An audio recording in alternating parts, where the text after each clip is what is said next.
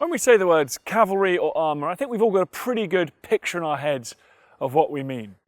For cavalry, it's a ferociously mustachioed figure bearing down on his horse, dressed in gold braid, with his slashing sabre raised sky high.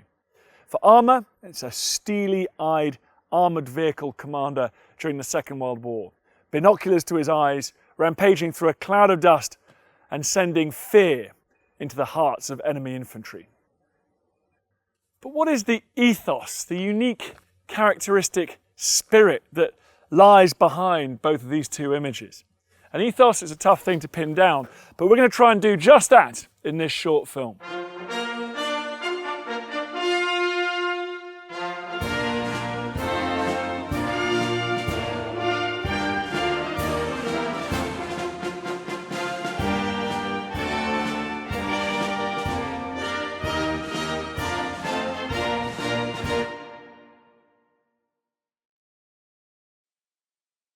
The Royal Armoured Corps was a product of the Second World War, and it was formed of two elements. The first was cavalry. Now, it's easy to forget that the tradition of British cavalry stretches way back to Roman times at least. When Julius Caesar arrived on these shores, he was taken on by British horsemen and charioteers. His legionaries were chased back into the sea and fled back to France. A later invader, William the Conqueror, won the Battle of Hastings against King Harold's Anglo-Saxon infantry in part because of his use of heavy cavalry. Then through the Middle Ages, knights on horseback were the flower of the nobility of this country, raised by the great feudal lords on behalf of the king. They espoused a code of chivalry that, in theory at least, was admired and emulated right across Europe. The shock effect of heavily armoured knights on massive horses was gradually abandoned in favour of trotting up to enemy lines, discharging a pistol, and then trotting back. But in the Civil War of the 1640s, the legendary Royalist cavalry commander Prince Rupert reintroduced the idea of shock cavalry action. At the Battle of Edge Hill in 1642, he insisted that his men charged, swords drawn, at a gallop towards enemy lines. And that came to symbolise British cavalry action thereafter. The flair, the courage of charging men on horses, right the way from Waterloo to Balaclava. On the other side, Cromwell's Ironsides also came to characterise the regular British army with their esprit de corps, their discipline and their drill. The importance of the cavalry was not restricted to shock action though. Superior mobility meant they were the eyes and ears of the army. Skillful reconnaissance identified and located the enemy, and screening them blinded the enemy. They were also vital for pursuit of a defeated foe, turning a retreat into a rout. Over 200 years later, it was the discipline of the cavalry that amazed onlookers at the legendary charge of the Light Brigade. A well-known historian of the Crimean War describes how, as the Russian guns took their toll, lines of horsemen, like toys down on the plain, were expanding and contracting with a strange mechanical precision. Death was coming fast, and the Light Brigade was meeting death in perfect order. As a man or horse dropped, the riders on each side of him opened out. As soon as they'd ridden clear, the ranks closed again. Orderly, as if on a parade ground, the Light Brigade rode on. At their head was their commander, Lord Cardigan, and he rode quietly at a trot, stiff and upright in the saddle, never once looking back. A cavalry commander about to lead a charge must strictly keep looking forward. If he looks back, his men will receive an impression of uncertainty. Whatever his faults, Cardigan certainly had the heart of a lion, and so too did his men. When the survivors mustered after the charge of the Light Brigade, Cardigan gathered them together and assured them that it was no fault of mine. The reply came, "Never mind, my lord, we're ready to go again." And this tells you a lot about the ethos of the cavalry. The determination to close with and destroy the enemy. The bravery required to do so. The rigid discipline. But also the example set by a leader who doesn't just lead from the front, but is determined to fight alongside his men. The second strand of the Royal Armoured Corps began in June 1917, when the heavy section, the Machine Gun Corps, became the Royal Tank Corps, later the Royal Tank Regiment. Although the new corps was looking for good officers and good technicians, no nonsense about an officer caste, its commanders still saw it in terms of the age of chivalry.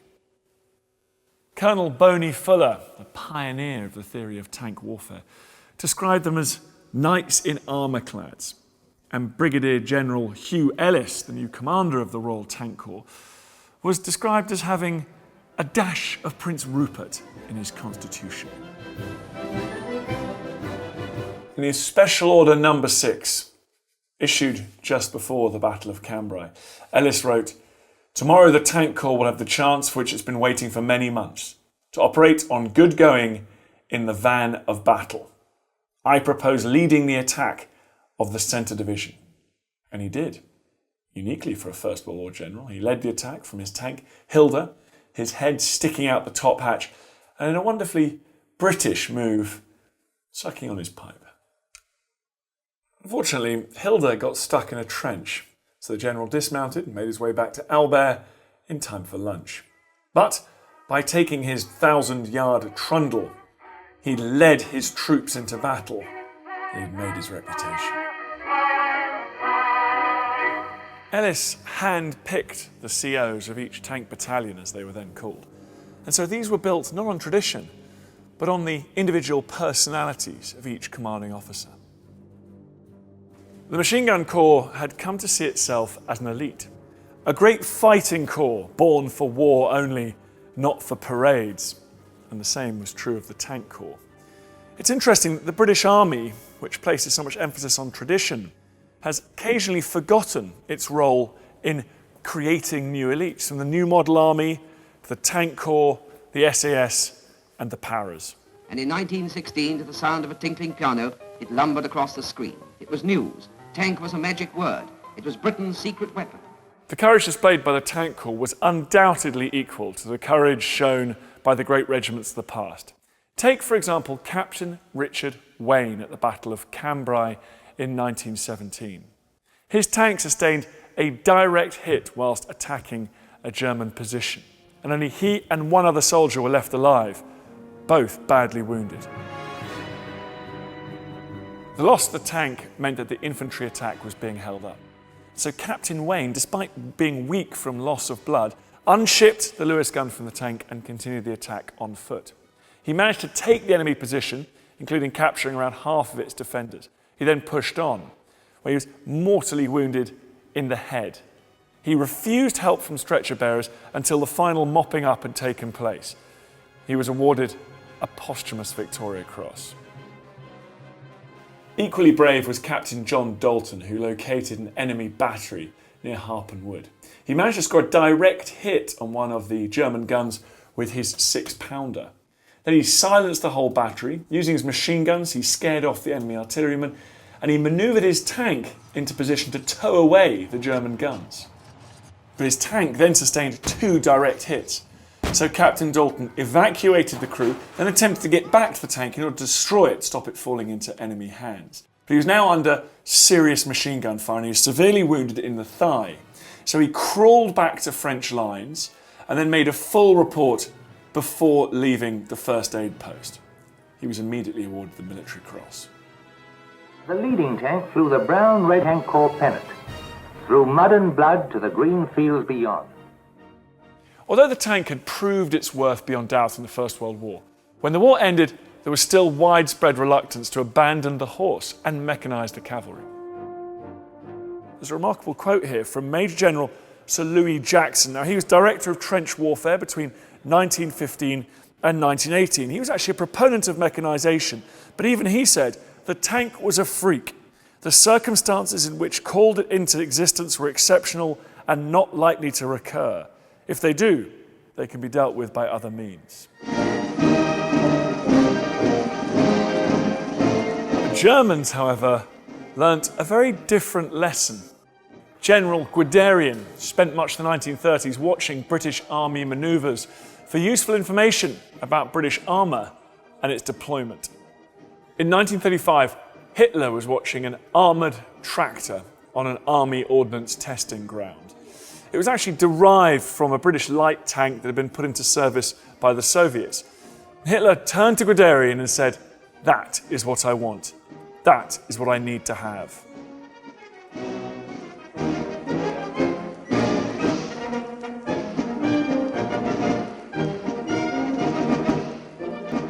Only in 1939 did the British Army accept the inevitable and mechanise the cavalry. The Royal Armoured Corps was formed, combining the cavalry regiments with the newly renamed Royal Tank Regiment. Although this process had its tensions, the yeomanry and the mechanised cavalry, once had been tutored in tank maintenance and tactics by the Royal Tank Regiment, displayed the same courage and elan as their forebears had done on horseback. We didn't think much of them noisy bits of scrap iron to begin with. We soon got used to them. Adaptable, that's what we were.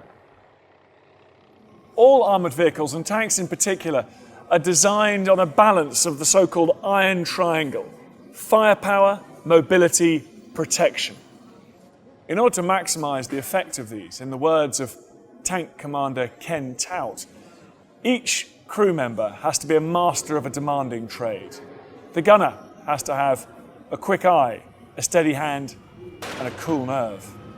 The driver must be able to maintain and pamper an engine complex and powerful enough to move the mighty mass of armoured steel. As for protection, the commander had to be equally skilled at the tactical movement of his vehicle or troop, so that if, as frequently happened during the Second World War, the British were outgunned by enemy armour, they would live to fight another day. Every memoir written by tank crew after the Second World War emphasised just how important it was, and still is, that the crew got on well and trusted each other.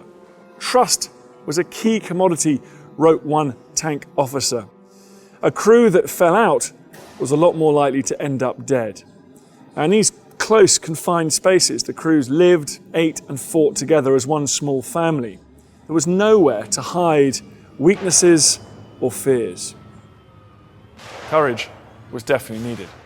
As in the First War, taking a tank into battle involved, in the words of one tank commander, driving deliberately towards a known power of death, each yard making the certainty of incineration or dismemberment more real. This caused agonising qualms, and how they were overcome was by ingrained discipline, by loyalty to the friends you went into battle alongside, and by belief in the troop and the regiment. Now, in the first instance, that meant relying on the tank or the recce vehicle crew. This led to informality. One tank officer wrote that the crew called him by his first name. But the price of this was strict discipline and professionalism when in action. Respect had to be earned. The officers that made the grade were those that were willing to listen to the hard-earned experience of their troop sergeants and not just rely on their commission status. When the crew, the troop, and the regiment were all working in harmony, the effect was a comradeship that would last for the lifetime of those who experienced it. There's a great quote here from an officer who returned to his regiment in France after recovering from wounds in England. The dread, the foreboding, all vanished. It was like a train coming out of a long, dirty tunnel into bright sunshine. Here I was among friends. I was home. I found again the comradeship that means everything in war. When you're living close together, you soon learn to muck in. A good example of this comradeship in action is provided by the 4th, 7th Royal Dragoon Guards at the village of Langevers in June 1944. There was tough street-to-street fighting, and a Sherman tank belonging to A Squadron was knocked out. It was commanded by Corporal Johnson, and he was badly wounded. Together with Lance Corporal Draper, Johnson bailed out. They made it to cover, but then realised that the turret was traversed, which was blocking the hatches, meaning that the rest of the crew couldn't get out.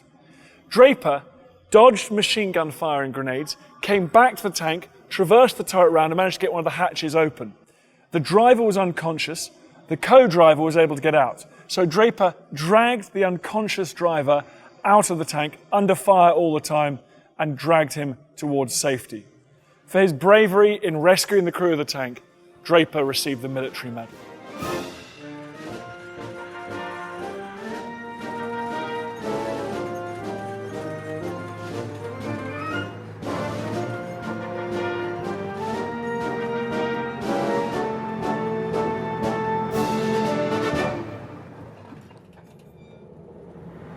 Fortunately, it's not often that a tank has had to fire on one of its fellows, but it has happened, particularly at the Battle of the Imjin River in April 1951 during the Korean War.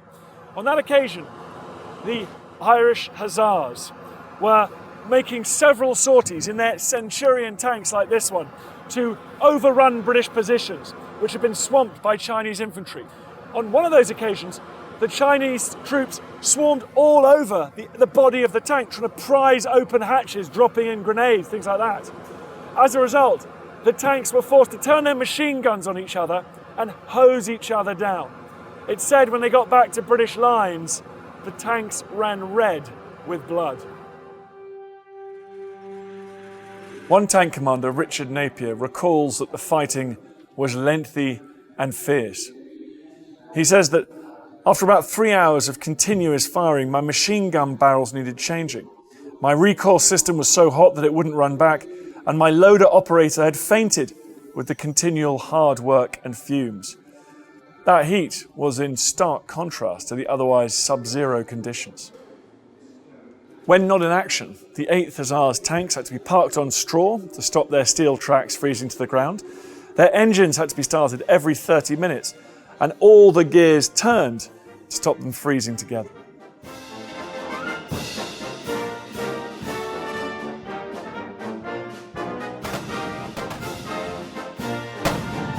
The capacity to use shock action, aided by mobility, to close with and then destroy the enemy is as much a part of what the Royal Armoured Corps does today as it was with the medieval knights in years past. Prince Eugene, inspecting British cavalry troopers, remarked, "Money could not buy the lively air I see in every one of these troopers' faces." General von Bock, writing with the invasion of England in prospect, said the English soldier did not complain about hardships. In battle he was tough and dogged. His conviction that England would conquer in the end was unshakable. The English soldier has always shown himself to be a fighter of high value. The Royal Armoured Corps has a proud ethos to live up to. It's for its members to show that it can still do so. The qualities that make a good Armoured Corps crewman were forged on the battlefields of the past, on which cavalrymen and tank crewmen fought and died. In the past, it was a thorough-going knowledge of horsemanship. Now, you have to know your vehicle and your role within it. The time for muddling through gifted amateurism, if it ever existed, has now gone. Rank in itself is not enough. You have to trust in your comrades and their skills and have the courage to face wounds or even death. As a leader, whether it's an officer or NCO, you have to have a determination to set an example, to lead, to stay close to your men and care for them. There's the old cavalry expression, first the horses, then the men, then yourself.